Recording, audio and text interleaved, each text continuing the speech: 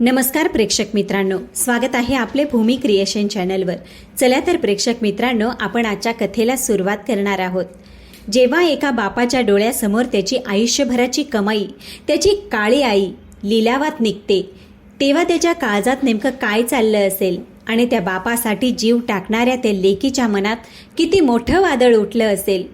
प्रेक्षक मित्रांनो, ही गोष्ट मराठवाड्याच्या त्या मातीतील आहे जिथं पाण्याच्या एका थेंबासाठीही लोकांना दिवसेंदिवस झगडावं लागायचं, जिथे दुष्काळ हा घरचाच व्यक्ती बनून राहिला होता। आजची ही कथा संपूर्ण ऐका, कारण पुढे जे घडलं त्याने फक्त एका कुटुंबाचे आयुष्य बदललं नाही, तर संपूर्ण गावाची विचार करण्याची क्षमताच बदलून टाकली। प्रेक्षक मित्रांनो, चॅनलवर नवीन असाल तर व्हिडिओला लाईक, चॅनलला सबस्क्राईब अवश्य करा, तसेच बेल आयकन प्रेस करून हाईप करायला विसरू नका। 2021 मध्ये अमरावती जिल्ह्यातील एका लहानशा गावी साधी माणसं आणि त्यांच्यातच राहणारा विठोबा, अगदी साधा सरळ पण मनाने श्रीमंत, परिस्थितीने गरीब शेतकरी। त्याच्याकडे 2 एकर कोरडवाहू जमीन होती।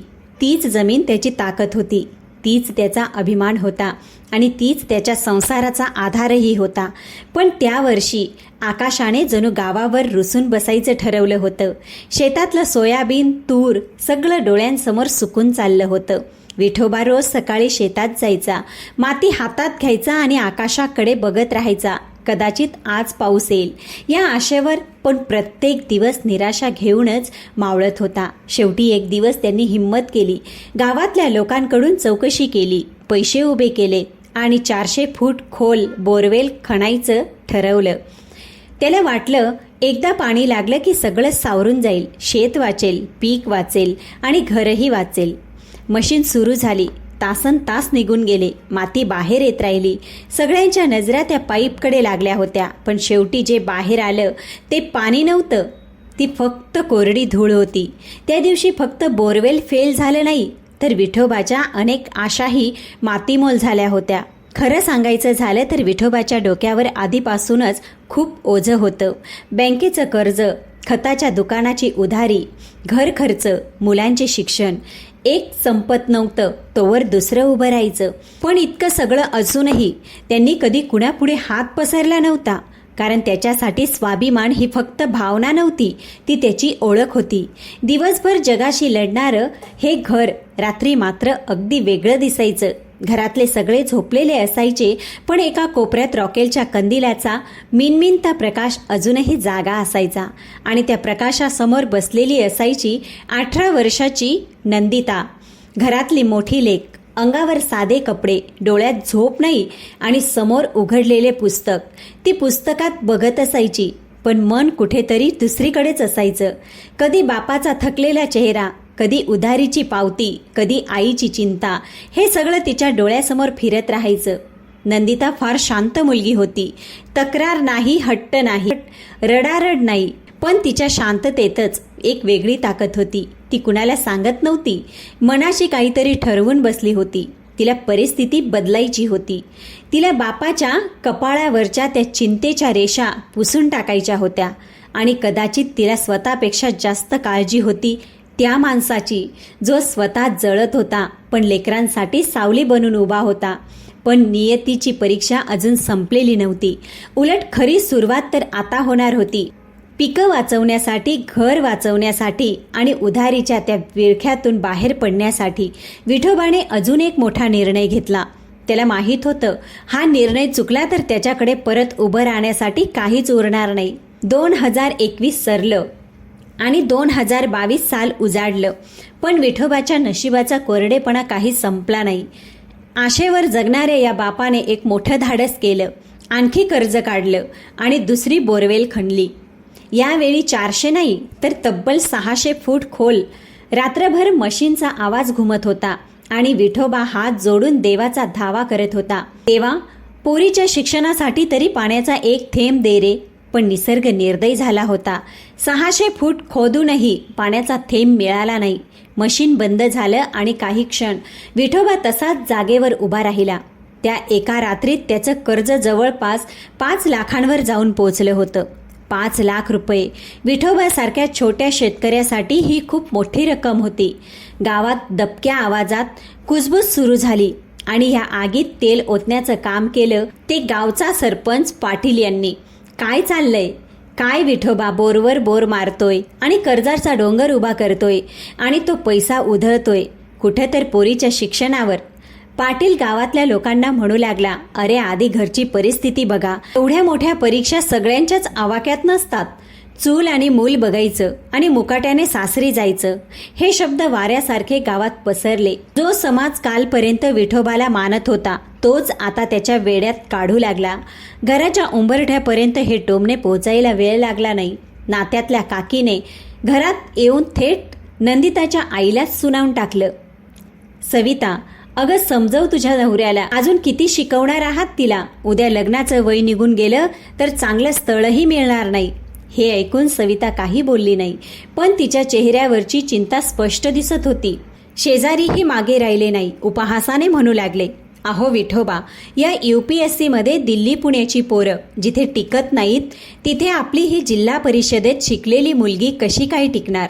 हे सगळं बोलणं सुरू असताना नंदिता घरातल्या आतल्या खोलीत शांतपणे उभी होती.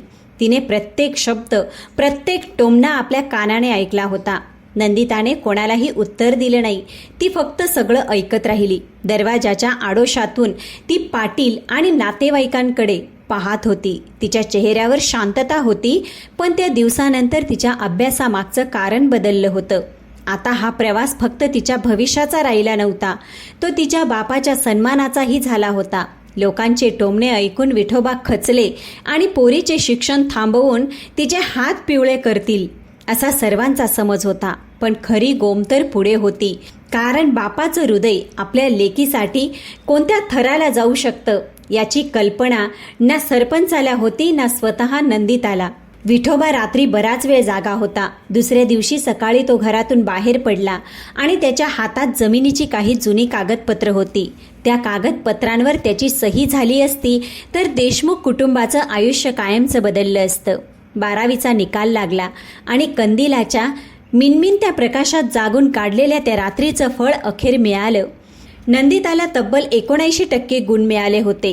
त्या छोट्याशा गावातून आलेली मुलगी, जिच्या घरात अनेकदा वीजही नसायची, जिने जिल्ह्याच्या गुणवत्ता यादीत स्थान मिळवलं होतं. गावात तिची चर्चा सुरू झाली आणि काही दिवसांनी जिल्हाधिकाऱ्यांच्या हस्ते तिचा सत्कारही झाला. पण खरी लढाई आता सुरू होणार होती. नंदिताचं स्वप्न मोठं होतं. तिला UPSCची तयारी करायची होती. त्यासाठी पुण्याला जाणं गरजेचं होतं. पण पुणे म्हणजे खर्च, राहणं, जेवण, पुस्तकं, क्लासेस सगळं मिळून जवळपास लाखभर रुपयांची गरज होती. ज्या घरात काही रुपये जमवताना विचार करावा लागायचा तिथे एवढे पैसे कुठून येणार होते? गावातले लोक पुन्हा बोलू लागले, बस झाला आता, इथवरच होती तिची मजल. 5 लाखांचं कर्ज असताना UPSCचं स्वप्न बघायचं म्हणजे वेडेपणा आहे. लोक बोलत होते, पण त्यांना विठोबाच्या मनात काय सुरू होतं याची कल्पना नव्हती. एका संध्याकाळी त्याने नंदिताला जवळ बोलावलं. तिच्या डोक्यावर हात ठेवत तो म्हणाला, नंदा, उद्याच्या एसटीने पुण्याला जा. मन लावून अभ्यास कर. पैशाची काळजी करू नको. तुझा बाप अजून जिवंत आहे. नंदिताच्या डोळ्यात पाणी आलं, पण विठोबाच्या मनात एक वेगळंच वादळ सुरू होतं. कारण त्याने तिला शब्द दिला होता आणि तो शब्द पाळण्यासाठी त्याच्याकडे एकच मार्ग उरला होता. दुसऱ्याच दिवशी तो तालुक्याच्या कार्यालयात पोहोचला. त्याच्या हातात जमिनीची कागदपत्र होती. काही तासानंतर त्याने आपल्या जमिनीचा एक भाग 80,000 रुपयांना विकला. तो दिवस विठोबाच्या आयुष्यातला सर्वात कठीण दिवस होता. कार्यालयात लोकांची गर्दी होती. कोणी खरेदी विक्रीसाठी आले होते, कोणी कागद तपासत होते आणि त्या सगळ्यात गोंधळात विठोबा मात्र शांतपणे एका बाकावर बसला होता. जेव्हा त्याला सहीसाठी बोलवण्यात आलं तेव्हा त्याने थरथरत्या हाताने पेन उचललं. ज्या हातांनी आयुष्यभर त्या मातीत घाम गाळला होता, त्या हातांनी त्या जमिनीला आई मानलं होतं, तेच हात आज तिला दुसऱ्याच्या नावावर करत होते. शेतकऱ्यासाठी जमीन म्हणजे फक्त मालमत्ता नसते, ती त्याच्या आयुष्याचा एक भाग असते. पण लेकीच्या भविष्यापुढे त्याने स्वतःचं दुःख गिळलं आणि कागदावर सही केली. घरी परतल्यावर त्याने ते पैसे गुपचूप नंदितासाठी पाठवून दिले. पण त्याग इथेच संपला नव्हता. नंदिताची परीक्षा असायची तेव्हा विठोबा पहाटे उठून गावातल्या मंदिरात जाऊन बसायचा. डोक्यावर कर्ज होतं, शेत कोरडं पडलं होतं. तरीही तो देवाकडे स्वतःसाठी काही मागत नव्हता. तो फक्त एवढंच म्हणायचा, देवा माझ्या पोरीला यश दे. बापाच्या या त्यागाची आणि विकल्या गेलेल्या जमिनीची नंदिताला अजिबात कल्पना नव्हती. ती पुण्याला गेली आणि दिवस रात्र अभ्यासात स्वतःला झोकून दिलं. पुण्यासारख्या मोठ्या शहरात 10x10च्या एका छोट्याशा खोलीत नंदिताचा नवा संघर्ष सुरू झाला होता. भिंतीवर लावलेले नकाशे, पुस्तकांचे ढीग आणि रात्रीचं जागरण. पुण्यात आल्यावर तिला जाणवलं, UPSCची परीक्षा म्हणजे एखादं तळं नाही तर एक अथांग महासागर आहे. पाहता पाहता वर्ष सरलं. नंदिताने आपला पहिला प्रयत्न दिला. निकालाचा दिवस उजाडला. हातातल्या जुन्या लॅपटॉपवर ती PDF आपलं नाव शोधत होती, पण लिस्टमध्ये तिचं नाव नव्हतं.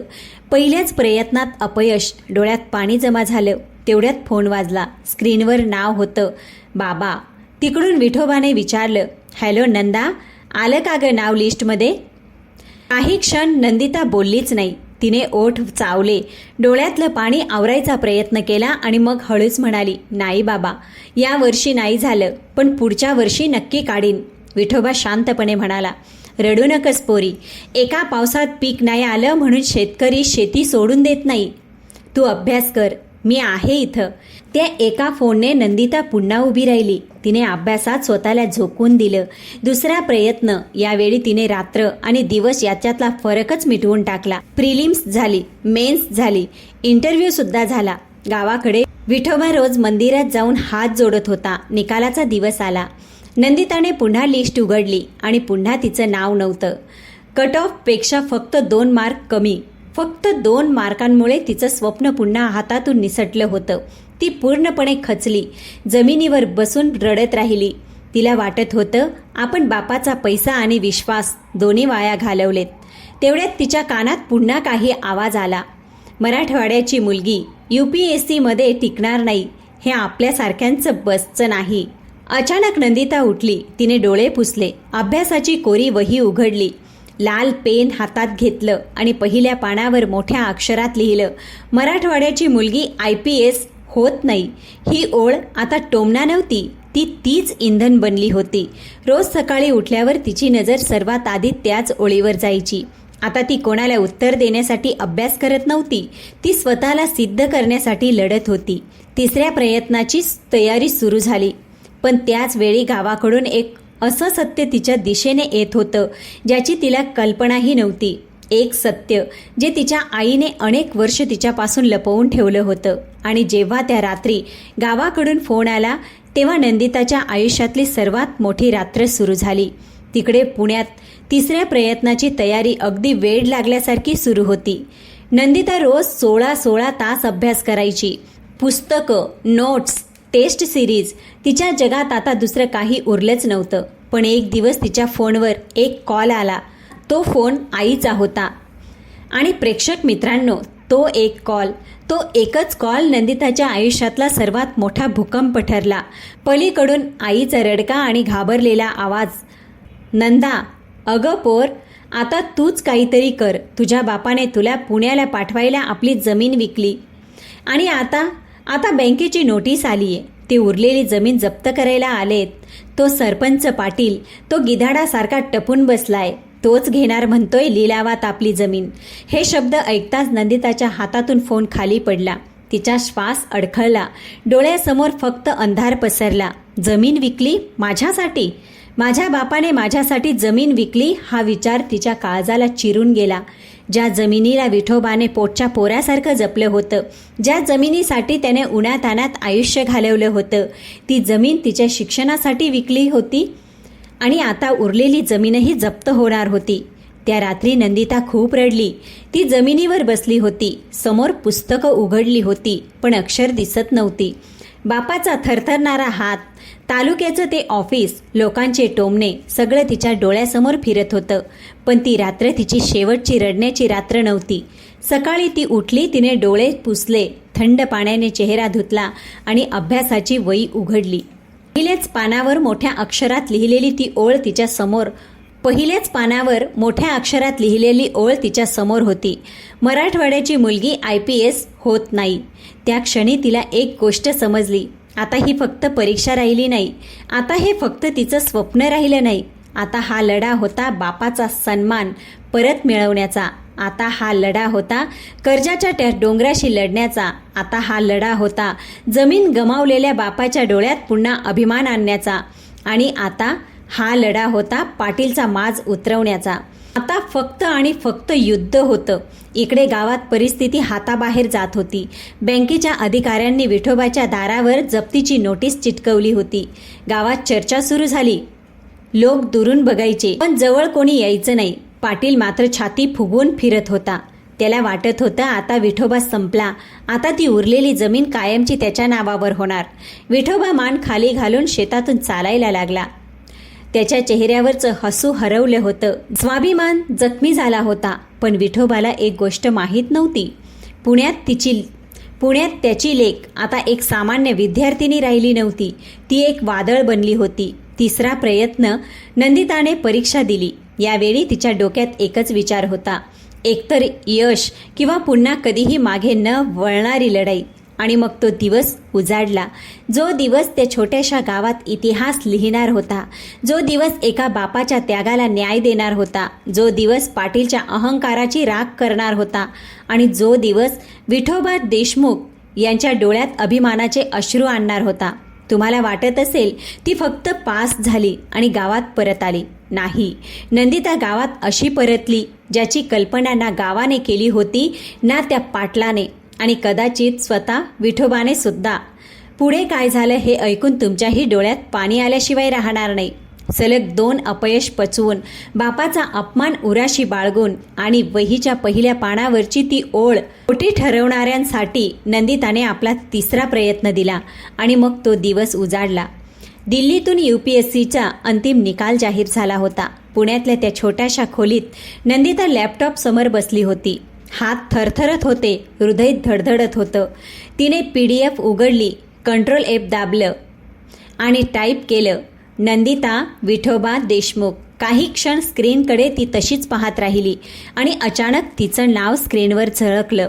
तिने पुन्हा नाव वाचलं, पुन्हा रँक पाहिली आणि मग नावासमोर लिहिलेलं ते शब्द तिच्या नजरेस पडले, इंडियन पोलीस सर्व्हिस, IPS. त्या क्षणी नंदिताच्या डोळ्यातून अश्रू वाहू लागले. तिसऱ्या प्रयत्नात मराठवाड्याच्या लाल मातीतल्या एका गरीब शेतकऱ्याच्या लेकीने इतिहास रचला होता. नंदिता IPS झाली होती, पण त्या दिवशी नियतीने तिच्यासाठी अजून एक क्षण राखून ठेवला होता. कारण त्याच दिवशी गावात विठोबाच्या उरलेल्या जमिनीचा लिलाव होणार होता. गावाच्या चावडीवर बँकेचे अधिकारी बसले होते. लोकांची गर्दी जमली होती आणि समोर पांढरे शुभ्र कपडे घालून बाजूला पैशांची बॅग ठेवून पाटील ऐटीत बसला होता. त्याच्या चेहऱ्यावर एक विचित्र आत्मविश्वास होता, जणू ती जमीन आता त्याचीच झाली. दुसऱ्या बाजूला विठोबा मान खाली घालून उभा होता, डोळ्यात पराभव आणि चेहऱ्यावर वर्षानुवर्षाचा थकवा.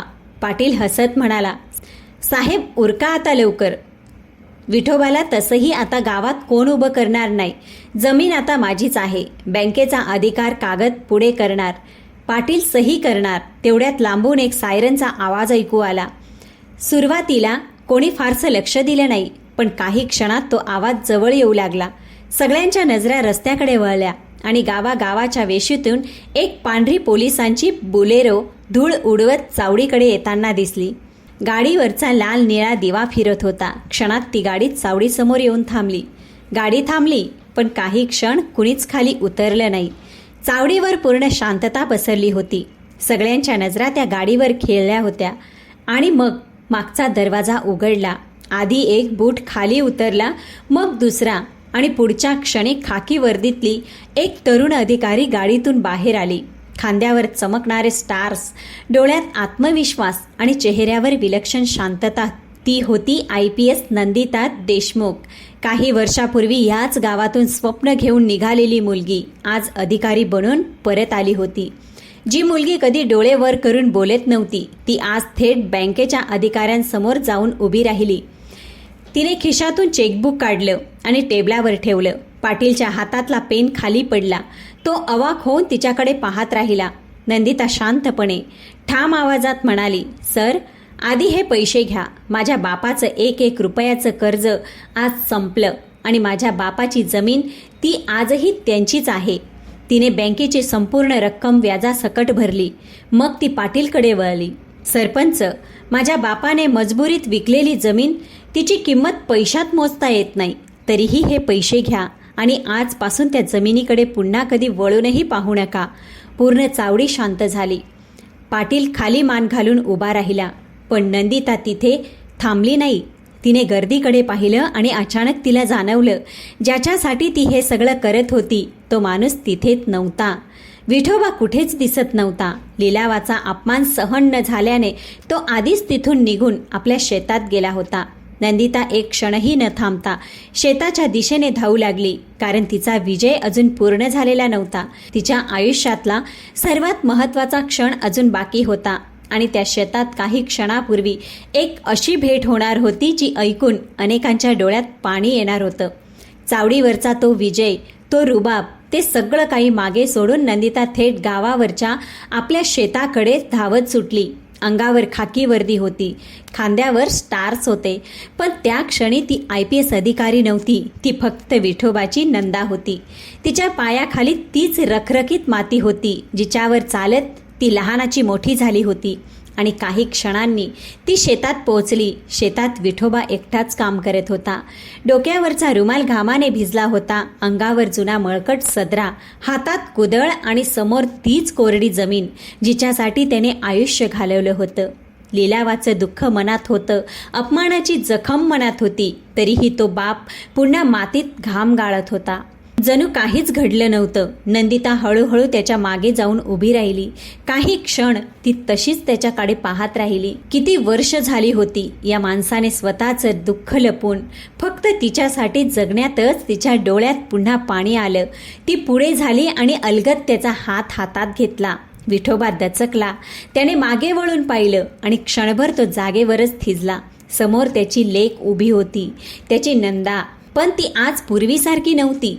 खाकी वर्दी, खांद्यावर चमकणारे स्टार, चेहऱ्यावर आत्मविश्वास आणि डोळ्यात तीच जुन्या दिवसांची माया.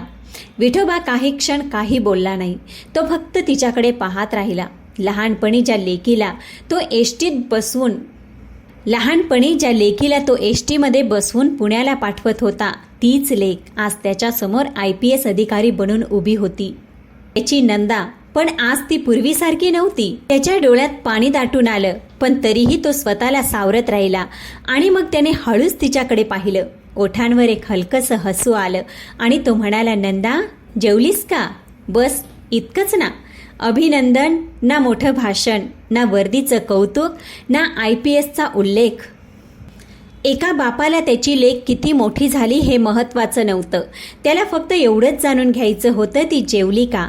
हे शब्द ऐकताच नंदिताचं सगळं धैर्य तुटलं. ती धावत त्याच्या मिठीत शिरली, लहानपणी जशी शिरायची तशीच. आणि मग दोघेही काही क्षण काहीच बोलले नाही, फक्त रडत राहिले. विठोबाचे मातीने माखलेले हात तिच्या खांद्यावर होते आणि नंदिताला त्या क्षणी जाणवलं, आज मिळालेल्या IPS पेक्षाही मोठा सन्मान या हातांनी आधीच तिला दिला होता. त्या रखरखत्या उन्हात, त्या कोरड्या शेतात एक बाप आणि एक लेक वर्षानुवर्षाचा संघर्ष मिठीत विरघळत उभे होते. संध्याकाळ झाली. सूर्य मावळतीकडे आला होता आणि विठोबा शांतपणे गावातल्या मंदिरात गेला. हे तेच मंदिर होतं जिथे तो प्रत्येक परीक्षेपूर्वी जायचा. याच देवाकडे हात जोडायचा आणि एकच मागायचा, देवा माझ्या पोरीला यश दे. पण आज तो काही मागायला आला नव्हता. त्याने शांतपणे देवासमोर एक छोटासा दिवा लावला, हात जोडले आणि मूर्तीकडे पाहत बसला. आज पहिल्यांदाच त्याच्याकडे मागण्यासाठी काहीच उरलं नव्हतं. काही लोक पैसा मागे ठेवून जातात, काही लोक जमीन मागे ठेवून जातात, पण काही बाप आपल्या लेकरांच्या मनात असा विश्वास ठेवून जातात जो कोणत्याही संपत्तीपेक्षा मोठा असतो. आणि विठोबा देशमुख असाच एक बाप होता. ही कथा ऐकताना तुम्हाला सर्वात जास्त कोणता क्षण मनाला भिडला ते कॉमेंट करून नक्की सांगा. आणि जर ही कथा तुमच्या हृदयाला भिडली असेल, मनापासून तुम्हाला आवडली असेल, तर व्हिडिओला लाईक अवश्य करा आणि कॉमेंटमध्ये आई आणि बाबा लिहायला विसरू नका. चला तर भेटूया पुढच्या कथेसोबत.